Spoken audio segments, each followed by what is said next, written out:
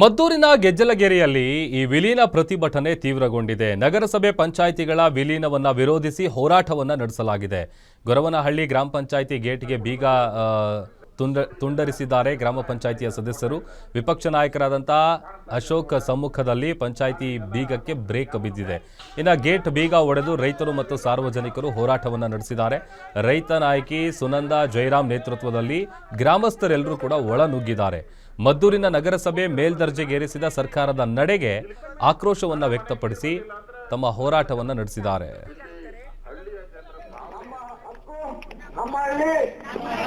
ನಮ್ಮ ಹಳ್ಳಿ ಉಳಿಸಿ ಉಳಿಸಿ ಉಳಿಸಿ ಉಳಿಸಿ ಉಳಿಸಿ ಉಳಿಸಿ. ಧನ್ಯವಾದ. ನಾವು ಮಾಡಿದ್ರೆ ನಿಮ್ಗೆ ರೂಪದ್ದು ಬೆಲೆ ಇರಲ್ಲ, ಆ ಬೆಲೆನ ಕಳ್ಕೊಂಬೇಡಿ ಸರ್ಕಾರ. ಧನ್ಯವಾದ.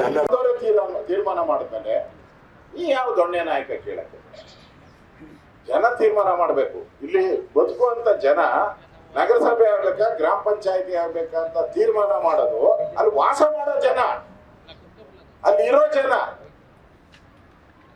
ಯಾರೋ ಬಂದು ನಾನು ಹೇಳಿದಂಗೆ ನಡಿಬೇಕು ಅಂತ ಹೇಳಿದ್ರೆ ಅದು ನಡೆಯಲ್ಲ. ನಾವೆಲ್ಲ ಪ್ರಜಾಪ್ರಭುತ್ವದಲ್ಲಿದ್ದೀರಿ, ಅಂಬೇಡ್ಕರ್ ಸಂವಿಧಾನದಲ್ಲಿ ಇದ್ದೀರಿ, ನಾವೆಲ್ಲ ಹಂಗೆಲ್ಲ ನಡೆಯಕ್ಕಾಗಲ್ಲ. ಅದನ್ನ ಅರ್ಥ ಮಾಡ್ಕೋಬೇಕು. ಅದರಿಂದ ನಾವು ಇವತ್ತು ಈ ಚಳುವಳಿಗೆ ನಾವು ಬೆಂಬಲ ಕೊಟ್ಟಿದ್ದೀರಿ.